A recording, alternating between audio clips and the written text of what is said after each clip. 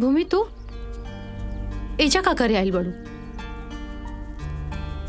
भगवान जी से अपना पति के खुशी मांगे आइल बानी। कैसन औरत बाड़ू तू? पहले हमार भैया से शादी तोड़ के ओकर दिल तोड़ देलू और अब राजा के नाम लेके हमार सामने हमार दिल दुखावा ताड़ू।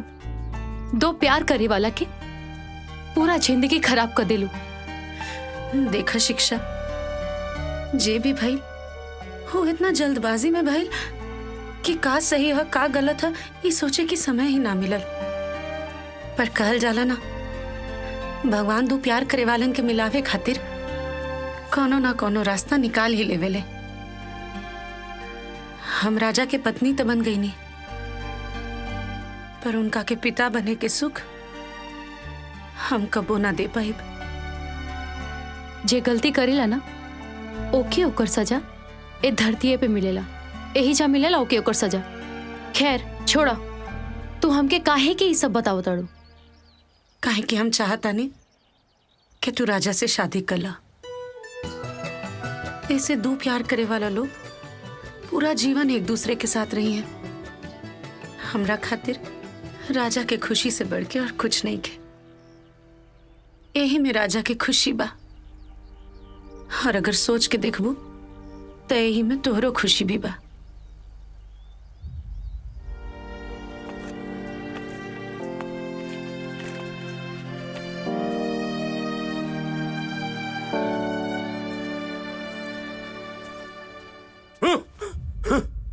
शिक्षा के बिया हुआ ना हो सकेला तो ना हो सकेला, हम कबो न हो देव। का है? अरे अच्छा लड़का बा, अच्छा घर बार बा, तेरा का दिक्कत बा? अरे तोहरा के कोनो खबर बा का? जौन धोखा हमरे साथ भइल ऊ धोखा हम शिक्षवा के साथ कबो न होखे देव। अरे पापा, दुनिया में लड़कन के कमी बा का? हाँ, जौन तू शादीशुदा लड़का के साथ शिक्षवा के बिया करावत बड़ा। हाँ, अरे ओकर बिया ओकरे साथ भइल बा, भूमिया के साथ, जेकरा खातिर हमार रात दिन दिल जलत बा। अच्छा, तो ई बात के तहरा परेशानी बा ना? हम ई बात खातिर ना परेशान बानी। जौन तारा के समझे के बा तू समझा, लेकिन ब्याह ना होई तो ना होई। काहे भैया, जब वो हमके पसंद करेलन और हम उनके, और घर में भी सबके और राजी बा, तो तोहके का दिक्कत बा? का हमार खुशी में तोहर खुशी नहीं खे? देवर जी, शिक्षा के ब्याह की जिम्मेदारी तो हमनी के ऊपर बा ना। आखिर शिक्षा के ब्याह कहीं ना कहीं तो करही के पड़ी ना। वैसे भी हमनी के उनकरा से नीमन लड़का खोजले पे भी कहाँ मिली। हाँ, तू ठीक कहत अड़ू बहू। अरे ये दोनों एक दूसरे के जानेलन, पहचानेलन, अच्छे से प्यार करेलन। तू चिंता मत कर बेटा, समझला, सब ठीक हो जाई। हम जाता नहीं, आजे उनका के खबर देता नहीं, ठीक बा? तो ठीक बा, तोहरा के जौन करे बा करा, जहाँ बियाह करवाए बा करवावा, लेकिन बियाह के बाद कोनो गड़बड़ भइल ना तो हमारे पास मत आइहा, हाथ उठा दे, ठीक बा?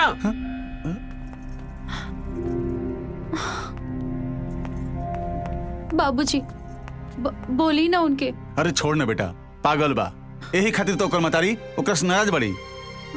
तू चिंता मत करा, तहार बियाह ओजी हुई, ठीक बा? सच ना? जा खुश रह।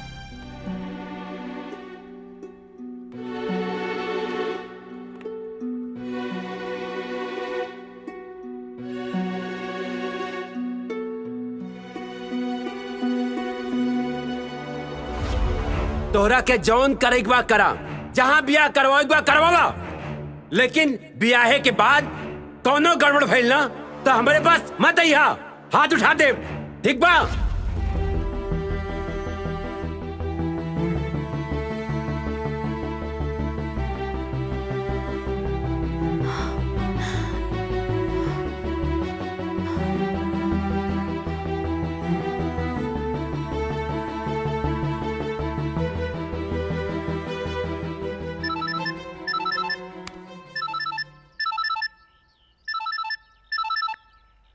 हेलो। बस कुछ दिन के बाद बा, ओकरा बाद फोन कैले की जरूरत ना पड़ी। पूछा काहे? काहे खातिर? अरे बुद्धू, कुछ दिन के बाद हमने के बियाह हो जाए और हम ओकरा बाद तोहर सामने 24 घंटा रहब। भाई? अच्छा छोड़ा, ही बतावा, भूमि से तलाक के बारे में बात भइल? हाँ बात भइल, तैयार बाड़ी। का बात करे तड़ा? इतना बोर खुशी हमसे अभी ले छुपे ले रहा हा? बोला काहे?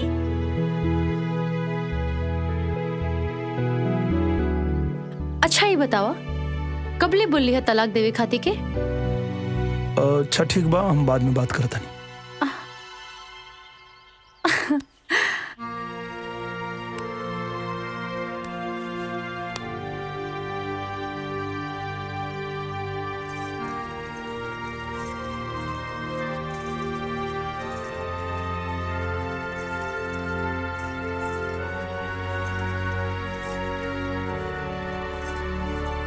रुका,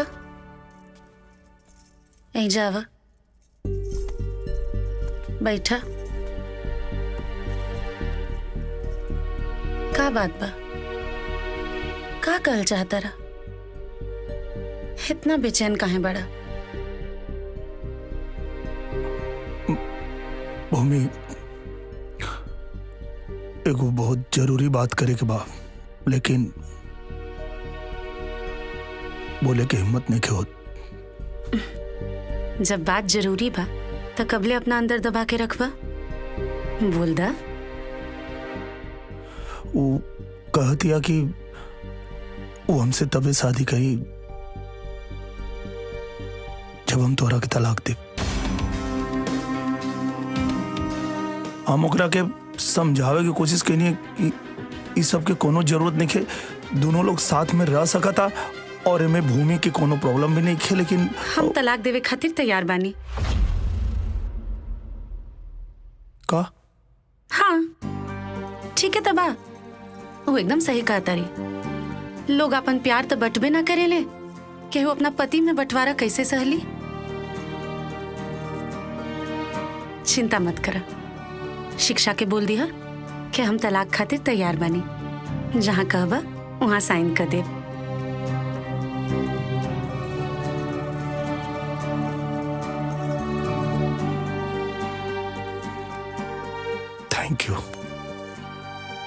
थैंक यू भूमि।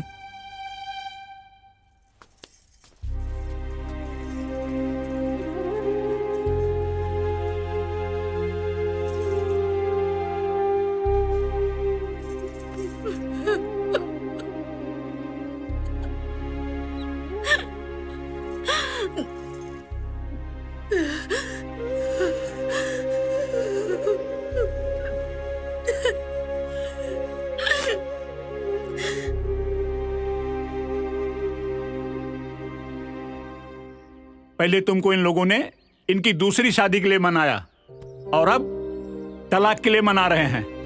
तलाक चाहिए तुम लोगों को, तलाक चाहिए आ? अरे 1999 कारगिल युद्ध में जब मुझे मौत छू कर निकल गई थी तो मुझे ऐसा लगा था कि भगवान मुझे किसी अच्छे दिन के लिए बचा लिए, लेकिन आज अपने घर में यह हालत देखकर, ये दिन देखकर मुझे ऐसा लगता है कि मुझे उसी वक्त शहीद हो जाना चाहिए था। भगवान क्यों बचा लिया मुझे ये दिन देखने के लिए? क्यों बचा लिया मुझे?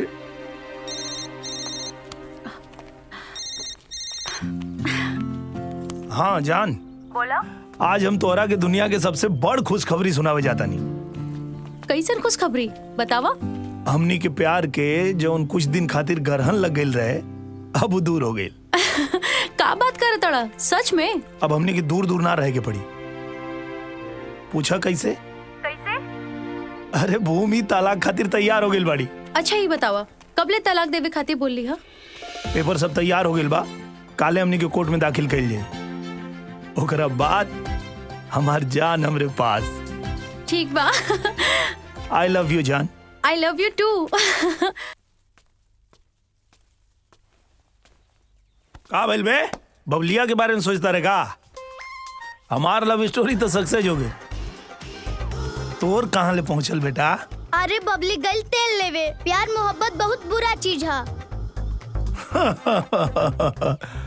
का भइल रे? बबलिया धोखा दे देलस का? इतना दुखियों के काहे बोलत रे बे?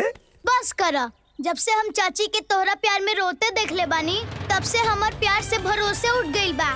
पता ना चाची के रोवा के तहरा कौन खुशी मिलला।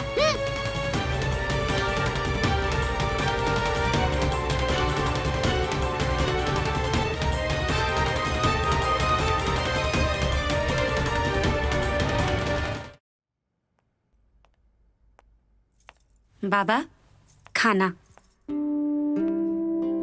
हमको भूख नहीं है खाने की, वापस ले जाओ, जाओ। का भइल बाबा, राउर तबीयत तो ठीक बा ना? अरे मेरी तबीयत बिल्कुल ठीक है, मैं एकदम अच्छा हूँ। ये बताओ तुम्हारी तबीयत कैसी है? हमके का भइल बा, हम तो एकदम ठीक बानी। बहुत ठीक हो। आओ इधर बैठो, बैठो जरा, बैठो। हाँ इधर रखो।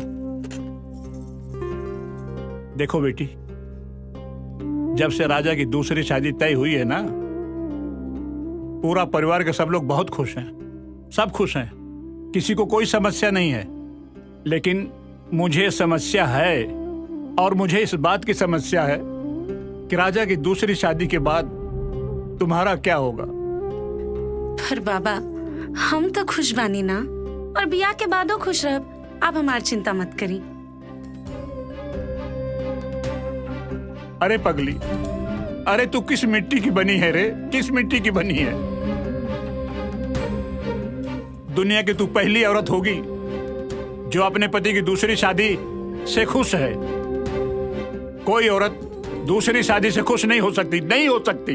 बाबा अगर सवाल हमरे जिंदगी के रहत तो शायद हम कबो भी इतना बड़ फैसला ना ले रहती। पर यहाँ सवाल केहू और की जिंदगी, केहू और के खुशी के बा। और तुम्हारी खुशी का क्या? हमार खुशी, जेकरा पास बल्लू जैसन इतना प्यार से चाची बुलावे वाला भतीजा होखे, रउआ जैसन अपन खुद के बेटी समझे वाला बाबा होखे, इतना प्यार करे वाला परिवार होखे, ओकरा खुशी के कौन कमी बा? हाँ हम एकदम खुश बानी। तुम खुश हो? हाँ हम एकदम खुश बानी। अब रउआ खाना खा ली, ना खाएं तब हम दुखी हो जाए। कुछ और चाहिए तो आवाज दे दें।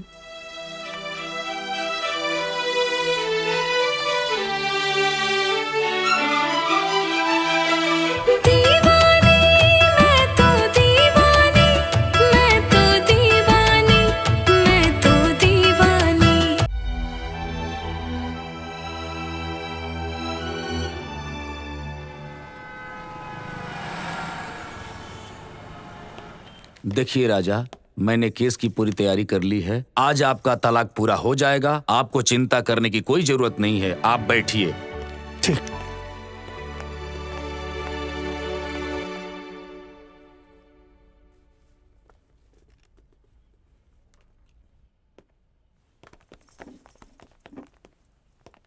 बैठिए।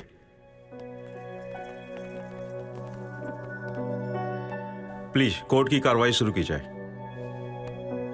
जज साहब, वैवाहिक जीवन आकर्षक और संपूर्णता से परिपूर्ण जीवन है, लेकिन यह तब संभव है जब जीवन सुखदायी हो और इसमें पति पत्नी के बीच में सामंजस्य हो, प्रेम हो, अटूट बंधन हो, विश्वास हो, एक दूसरे के प्रति समर्पित होने की ताकत हो। तब जाकर यह काम पूरा हो सकता है, वरना जीवन कड़वाहट से भर जाएगा। मेरे क्लाइंट मिस्टर यादव ने इस रिश्ते की डोर की बुनियाद को मजबूत करने में कोई कोर कसर नहीं छोड़ी। इन्होंने अदालत के दिए गए 6 महीने के वक्त को भी बर्बाद करके रख दिया और इन्होंने यह साबित किया मैं जीती भी अपने लिए हूं और किसी का ध्यान नहीं रखती। जज साहब, मैं एक बात स्पष्ट कर देना चाहता हूं कि जिस तरह से मिस्टर यादव ने अपनी समझ के साथ दाम्पत्य की डोर को आगे बढ़ाने का काम किया है, मिसेस यादव ने ऐसा काम नहीं किया है। मैं यकीन के साथ कह सकता हूं कि इनमें नारी होने का संपूर्ण गुण कभी विकसित हुआ ही नहीं। ये खाना खाना तो जानती हैं, लेकिन पकाना नहीं जानती। बड़ों का आदर करने के लिए और छोटों को प्रेम देने के लिए इनके पास कोई शब्द नहीं है। ये तो स्पष्ट कहती हैं कि मैंने तो इसकी पढ़ाई ही नहीं की है। जज साहब, आप सोचिए, रिश्तों की डोर को कैसे बांधा जा सकता है? पति पत्नी का रिश्ता आपसी प्रेम को विकसित करने के लिए होता है। पति पत्नी का रिश्ता एक दूसरे का ख्याल रखने वाला होता है, लेकिन इन्होंने एक दूसरे का कभी ख्याल नहीं रखा। आम जीवन में जब इतनी कड़वाहट है तो इनके दाम्पत्य जीवन में कितनी कड़वाहट होगी ये आप समझ सकते हैं। नतीजा आपके सामने है कि शादी के इतने दिनों बाद भी इनको कोई संतान नहीं हुई। इसलिए मैं यकीन के साथ कह सकता हूँ कि मोहब्बत सब तो जानती हैं, लेकिन उन्हें निभाने में इनका पसीना छूट जाता है। ये तो दोस्ती का 10 शब्द भी नहीं जानती। दोस्त एक दूसरे का पूरक होता है, वैसे ही पति पत्नी का रिश्ता होता है। एक दूसरे के कष्ट में साथ देना एक पत्नी का धर्म होता है, लेकिन अपने पति के परेशानी से इनका कोई लेना देना नहीं है। ये जीती भी अपने लिए हैं और मरती भी अपने लिए हैं। जज साहब, मैं बड़े कष्ट के साथ कहना चाहता हूँ और मैं आपसे अपील भी करना चाहता हूँ, यदि इन्होंने मधुर संबंध बनाए होते, यदि हमारे क्लाइंट के साथ इनके रिश्ते विकसित हुए होते तो आज ये नौबत नहीं आती। लेकिन मिसेस यादव ने इसकी कोई परवाह नहीं की है। इसलिए मैं आपसे दरख्वास्त करता हूँ कि जो अर्जी मैंने आपके पास लगाई है उस तलाकनामा पे आप हस्ताक्षर करके इन्हें नई जिंदगी दें। मिसेज यादव, आपको अपने बचाव में कुछ कहना है?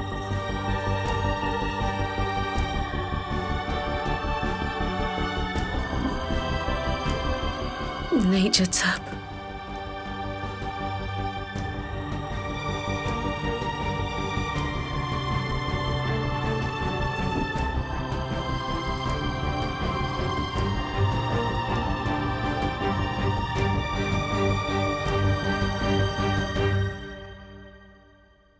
हिंदू मैरिज एक्ट 1955 धारा 13B के तहत मैं ये फैसला सुनाना चाहता हूं कि मिसेस यादव और मिस्टर यादव के तलाक। आई एम सॉरी जज साहब,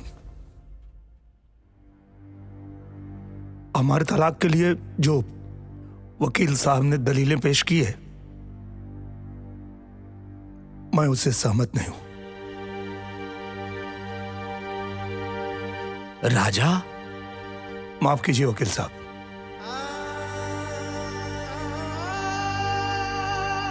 हाँ ये सही है कि हम लोगों ने आपसी सहमति से तलाक के लिए अर्जी दिया था,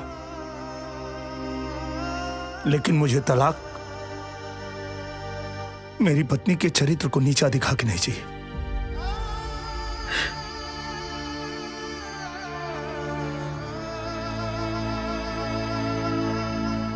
नहीं जज साहब, वकील साहब ने कहा कि मेरी पत्नी को दोस्ती के मायने पता नहीं। मिलॉर्ड, मैं तो यह कहता हूं कि मेरी पत्नी की जैसी दूसरी दोस्त इस दुनिया में हो ही नहीं सकती है।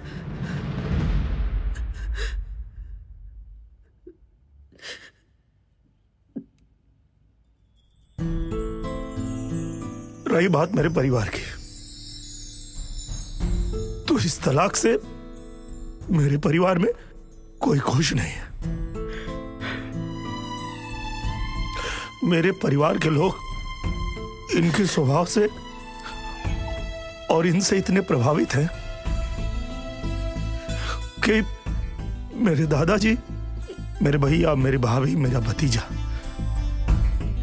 कोई यहां तक नहीं आया है।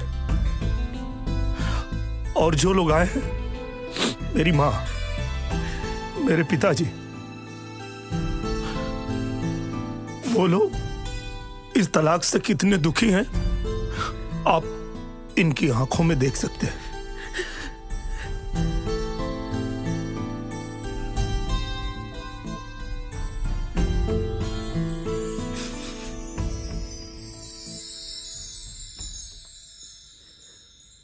जज साहब,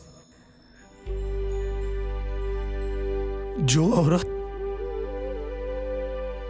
मेरे परिवार की खुशियों के लिए अपने सुहाग की बलि चढ़ाने को तैयार है, वो कोई साधारण औरत नहीं हो सकती। जज साहब,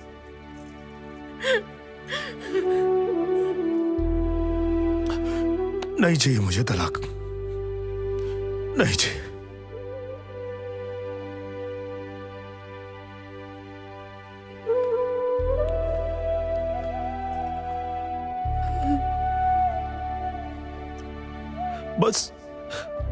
बस इतने ना कि तुम आई ना बन सके लो। नहीं के जरूरत हमरा, कोनो बच्चा के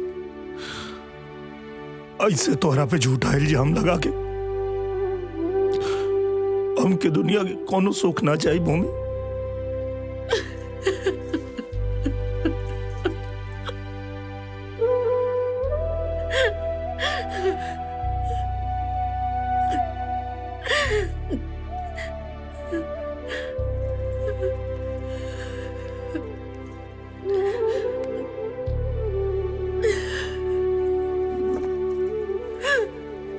भूमि,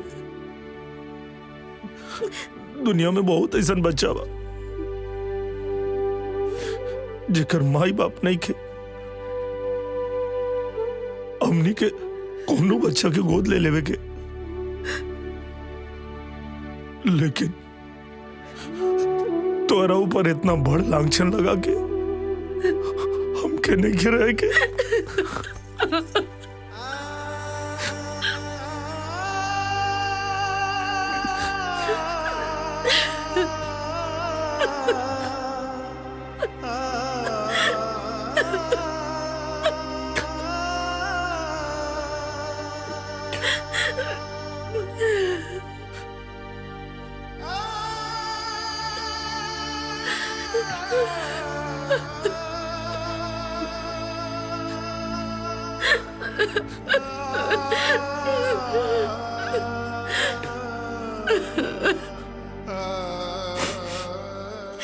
राजा,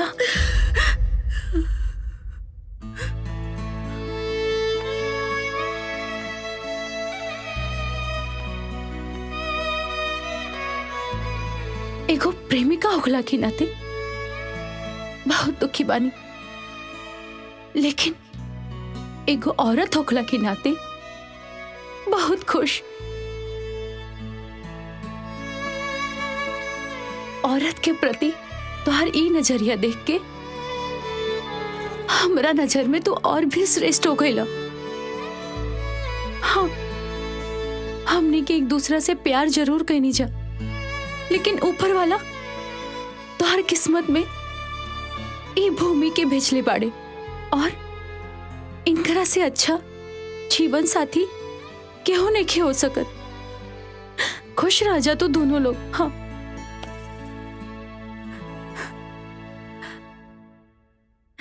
बाय।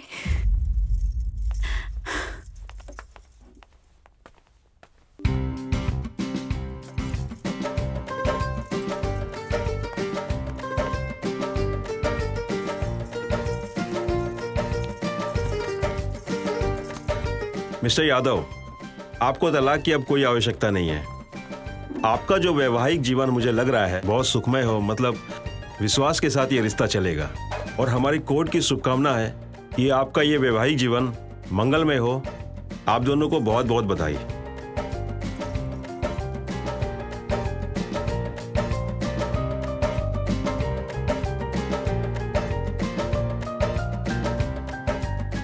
अरे भाई रुको रुको रुको, कहानी का असली सच ये नहीं है कि भूमि माँ नहीं बन सकती। असली सच ये है कि भूमि ने बच्चा न होने का नाटक रचा था ताकि राजा को अपना प्यार, शिक्षा मिल जाए और दोनों हंसी खुशी जिंदगी में रहें। भूमि की जितनी भी प्रशंसा करें उतनी कम है, क्योंकि उसके दिल में पति के प्रति प्रेम भावना का त्याग मानव संसार में सदियों तक याद रहेगा।